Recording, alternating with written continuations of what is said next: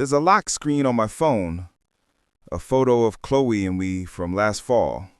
We're sitting in our usual booth at the Daily Grind on Broughton Street, that little place with the mismatched mugs and the perpetually steaming windows.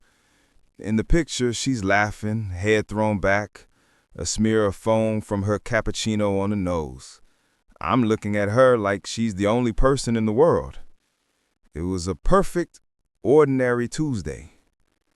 Now, I stare at that photo and it feels like looking into someone else's life. That perfect, ordinary Tuesday is a ghost, and our 5-year relationship is teetering on the edge of a cliff. It all comes down to a promise I made to my dying mother, and the choice that feels like it'll shatter my world either way. My mother, Eleanor, was a force of nature. A history professor with a wild mane of gray hair and hands perpetually smudged with either ink or soil. Her final decade was dedicated to a single, all-consuming passion: our ancestral home on Jones Street. It's a rambling 3-story Victorian, a beautiful, slightly faded Savannah belle with gingerbread trim and a porch swing that has creaked under the weight of 5 generations. She poured her savings, her time, and what little energy her illness left her into its restoration. The last coherent conversation I had with her was in the upstairs bedroom, the late afternoon sun slanting through the wavy original glass. Her voice was a bare whisper, but her eyes were fierce. "Promise me, Leo," she said, her hand tight on mine. "Promise me you'll keep the house. Don't let it go." I promised. Of course I promised. I met Chloe in a ridiculously overcrowded art history elective at SCAD. She was the one in the front row who always challenged the professor, her notebook filled with intricate architectural sketches instead of notes. She's brilliant, driven, and her passion for architecture is magnetic. For as long as I've known her, her North Star has been a single, iconic firm in San Francisco. They're pioneers in sustainable design, the kind of place that builds buildings that look like they grew out of the earth. Chloe has followed their work religiously, and every project she's undertaken, from a pro bono renovation of a local community center to her award-winning thesis, has been a stepping stone towards that goal. I've always admired her ambition. It's one of the things I fell in love with. 2 months ago, the impossible happened. She got the call, not just an interview, but an offer. A junior architect position at the firm of her dreams. I was in the middle of priming the wainscoting in the dining room when she burst in, phone in hand, tears streaming down her face. We celebrated that night at the Gray, splurging on champagne and fancy oysters, feeling like the king and queen of the world. We were giddy, planning a future that suddenly seemed brighter and more exciting than ever. It wasn't until the bubbles faded that the cold reality began to seep in. The job was in San Francisco, and she wanted me to come with her. Leaving Savannah isn't like leaving just any city. My life is woven into its fabric. I have a steady job as a graphic designer for a small marketing firm. My friends, the ones who have been with me through thick and thin, are here. And then there's the house. It's not just a collection of bricks and mortar. It's my last tangible connection to my mother. I spend my weekends continuing her work, sanding down the original hardwood floors, reglazing the ancient windows, feeling her presence in the scent of sawdust and lemon oil. How could I manage a temperamental historic property from 3,000 miles away? The very thought of it felt like a betrayal. The first real fight was brutal. I'd spent a Saturday wrestling with some rotted wood on the porch, feeling accomplished and close to my mom. Chloe came over that evening, her laptop glowing, her face alight with excitement. "Look at this place, Leo," she said, showing me a listing for a shoebox-sized apartment in the Mission District with an astronomical rent. "It's got a balcony, and it's a block away from Dolores Park. Can you imagine?" My heart sank. It's nice, Chloe, I said, trying to keep my voice even. But we haven't even decided if we're going. Her face fell. What is there to decide? This is my dream, Leo. I thought you'd be happy for me. I am happy for you, I insisted, the frustration rising in my chest. But my life is here, my mother's house. She cut me off, her voice sharp. It's always the house. It's a building, Leo. Your mother is gone. She would want you to be happy.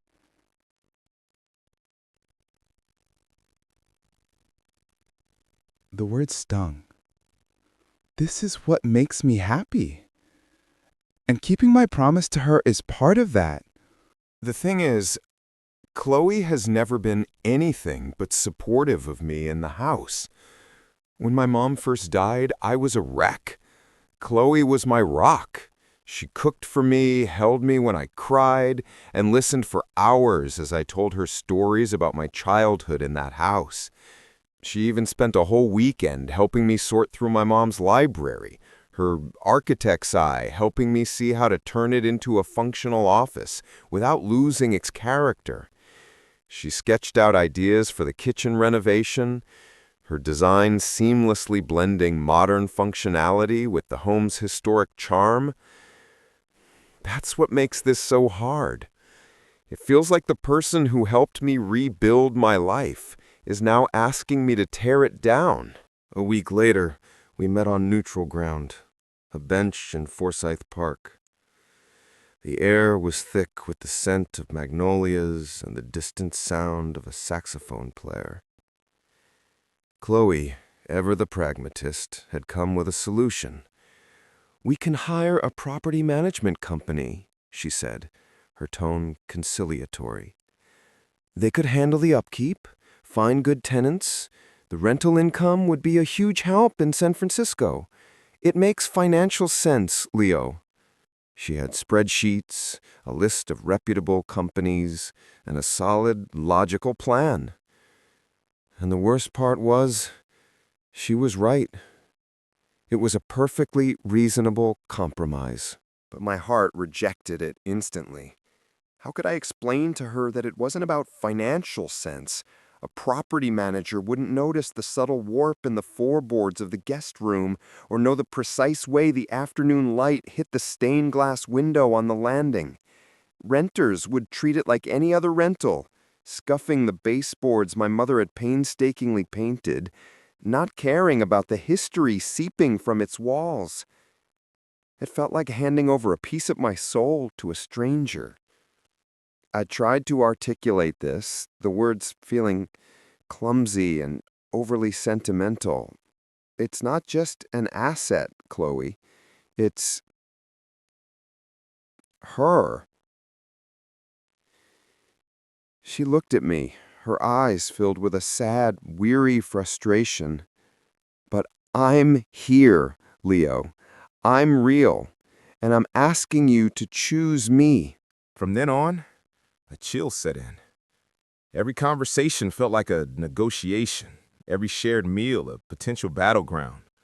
Our friends were drawn into the fray. My best friend Mark, who had spent countless hours at the house and adored my mom, gently suggested she would have wanted me to live a full life, not be a slave to a promise. Chloe's friends were less diplomatic, telling her she was insane to even consider sacrificing her career for a sentimental mausoleum. The pressure cooker was on, and the hissing was getting louder. Money became another thorny issue. My job is fine, I'm comfortable, but Chloe's offer was for more than double my salary. In Savannah, we were equals. In San Francisco, with its insane cost of living, I'd be utterly dependent on her, at least at first. A voice in the back of my head whispered about the power dynamic shifting, about me becoming little more than a passenger in her life. It was an ugly, insecure thought, but it was there, adding another layer of resistance to the move. Last night, it all came to a head. We were sitting in the living room, the silence between us as heavy as the humid savannah air. Chloe's eyes were red-rimmed. "I can't do this anymore," she said, her voice trembling but firm. "I'm taking the job, Leo. The deadline to accept is Friday. I want you to come with me. I'm not asking you to sell the house. I'm asking you to try. Give it a year. If you're miserable, we'll come back. But I need you to support me in this. I need you to choose us."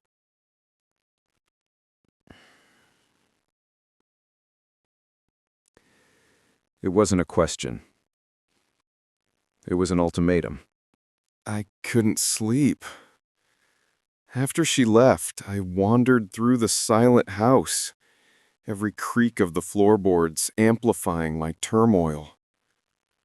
I ended up in the attic, a space I hadn't fully tackled yet. It was hot and smelled of dust and cedar. I was aimlessly shifting boxes when my hand brushed against a leather-bound book tucked away in a trunk of my mother's college things. It was a journal. I sat on the dusty floor and, with trembling hands, opened it. I read for hours, losing myself in her familiar, elegant script. It was mostly academic notes, observations on her garden, little frustrations and joys. Then I found it. An entry dated 2 months before she died. She wrote about her love for the house, the peace she found in its restoration. But then, the tone shifted. She wrote, "I worry about Leo. This house has been my sanctuary, but I fear it could become his beautiful cage. A person's home should be a beginning, not an ending. I hope he finds his own home, not just inherits mine." My breath caught in my throat. The final sentence hit me like a physical blow. A promise is a guide, not a prison. The words swim before my eyes. Is this permission? A release from the vow I made at her bedside? Or is it just a fleeting late-night rumination, the kind of thing you write down and forget?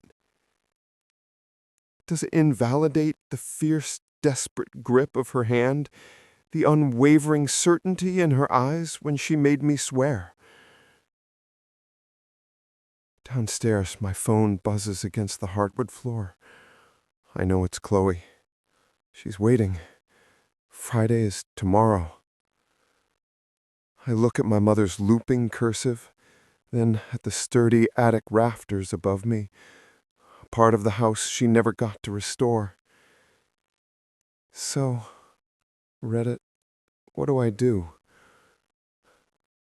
Do I honor the promise I believe she wanted, or the one she might have needed me to break? AITA? Thanks for watching. If you enjoyed this Reddit story, drop a comment below and don't forget to subscribe for more wild Reddit stories like this one.